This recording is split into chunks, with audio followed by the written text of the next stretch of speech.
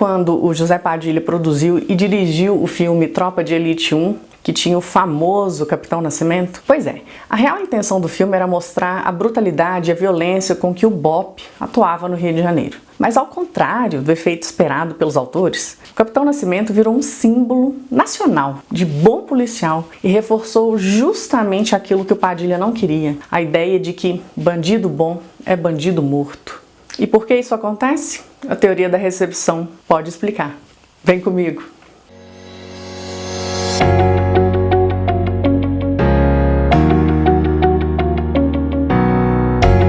Oi gente, tudo bem com vocês? Eu sou Marina Almeida, professora de inglês e de literatura, e esse vídeo é a introdução da teoria da recepção. Bom, como o próprio nome indica, a teoria da recepção concentra-se nas respostas dos leitores aos textos. A gente fica numa alegria quando chega a hora de estudar a teoria da recepção, dá um alívio, porque a gente gosta da ideia de que nossas respostas são importantes o suficiente para se tornarem o foco da interpretação literária. E a gente presume assim, bom, eu não posso estar errado, porque de qualquer maneira que eu interpretar o texto é a minha resposta, então o professor não pode rejeitá-la. Ai galera, foi mal, mas eu já vou começar esse vídeo te dando uma má notícia.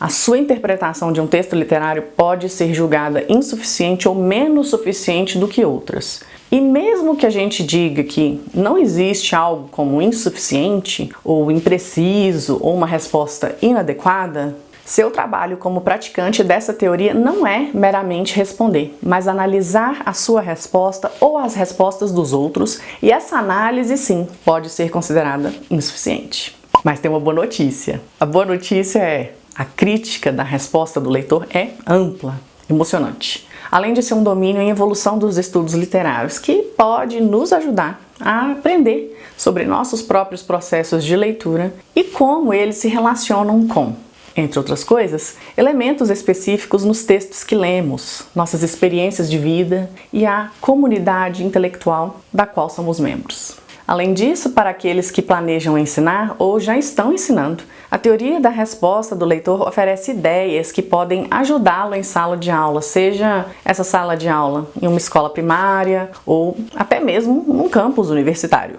Se você está sentindo que a teoria da recepção cobre uma boa parte de terreno diversificado, você está certo. Na verdade, sempre que um ensaio analisa o ato de ler ou as respostas dos leitores, pode-se classificar esse ensaio como crítico da resposta do leitor.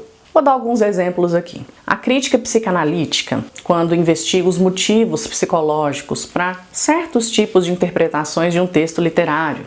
A crítica feminista, quando analisa como o patriarcado nos ensina a interpretar textos de uma maneira sexista.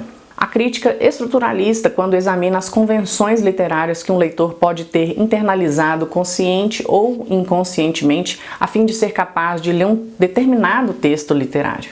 Os estudos LGBTQ+, quando estudam, por exemplo, como nossa cultura homofóbica suprime nossa capacidade de ver o homoerotismo em textos literários. Tudo isso é baseado na teoria da recepção.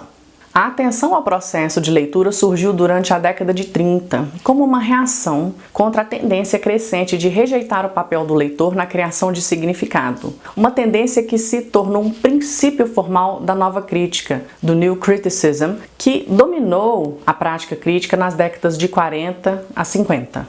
Aliás, eu vou deixar o card aqui para você assistir o vídeo da nova crítica aqui mesmo no canal.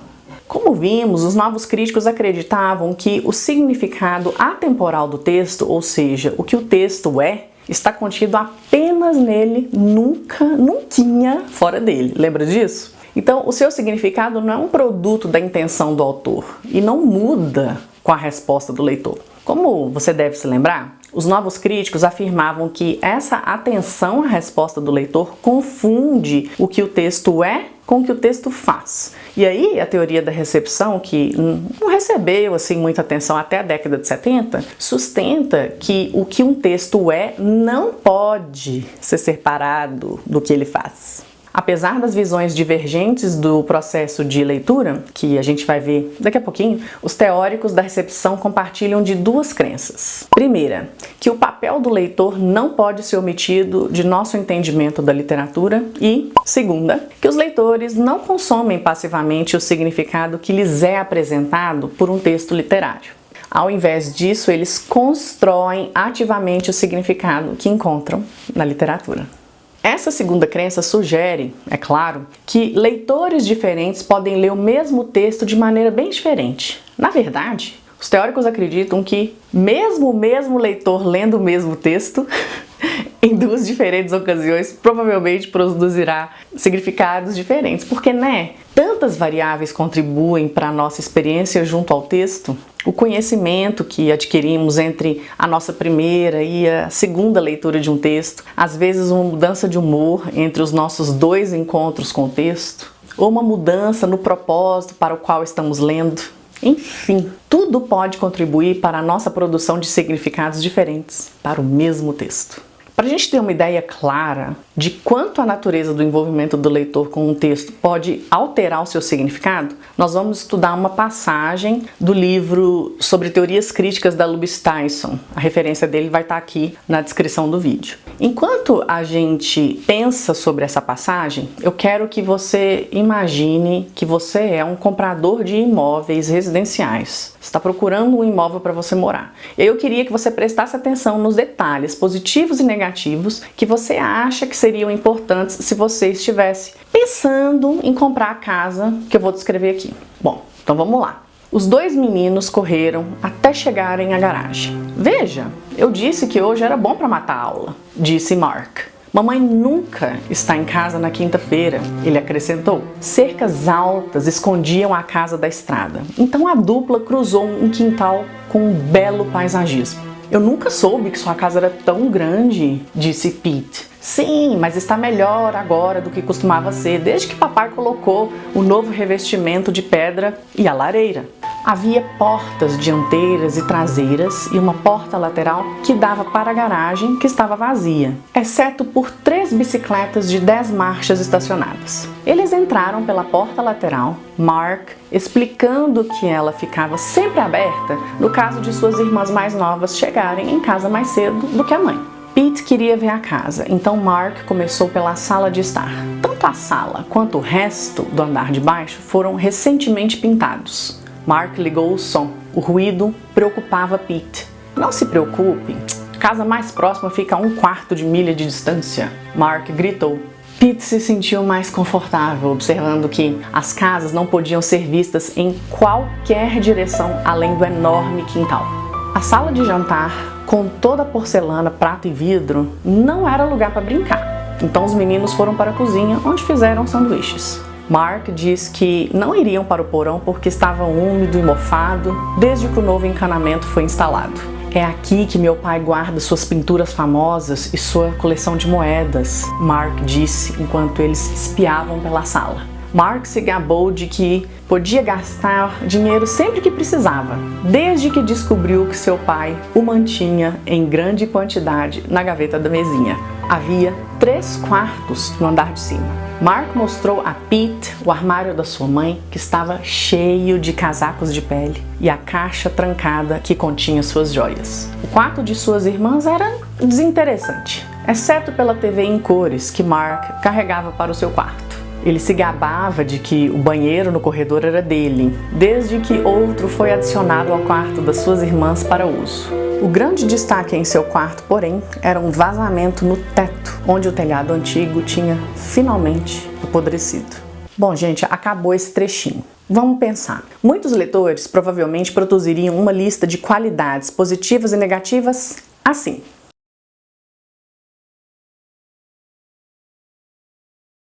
Agora vamos repensar a passagem prestando atenção em qualquer detalhe, positivo ou negativo, que você acha que seria importante se estivesse investigando a casa para roubá-la. Nesse caso, vários leitores provavelmente produziriam uma lista de qualidades positivas e negativas assim.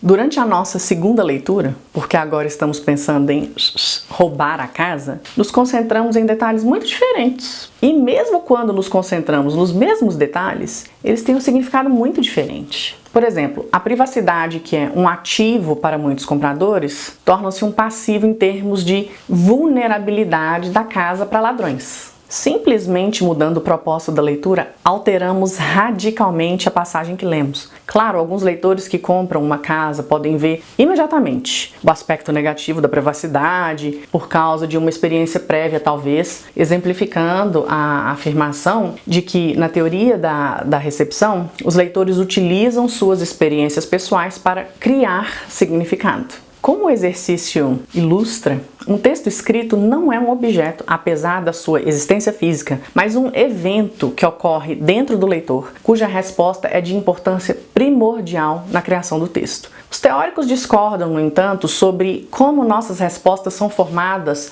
e que papel, se houver, o texto desempenha em criá-las. As opiniões variam desde a crença de que o texto literário é tão ativo quanto o leitor, ambos criando significado, até a crença de que o texto não existe, exceto quando é criado pelos leitores. No próximo vídeo vamos dar uma olhada em uma amostra representativa desta gama de abordagens. Importante lembrar que essas categorias são meio que artificiais, porque as linhas divisórias são frequentemente fluidas e indistintas, pois os praticantes de diferentes escolas terão algumas ideias em comum, enquanto vão diferir em outros pontos. É precisamente porque o tecido da teoria da recepção é feito de muitos tópicos diversos e controversos que um método de classificação é necessário. E o método escolhido aqui é o que talvez seja mais didático para que a gente possa entender tudinho sobre esse assunto e, claro, preparar você para a leitura de teóricos nesse campo.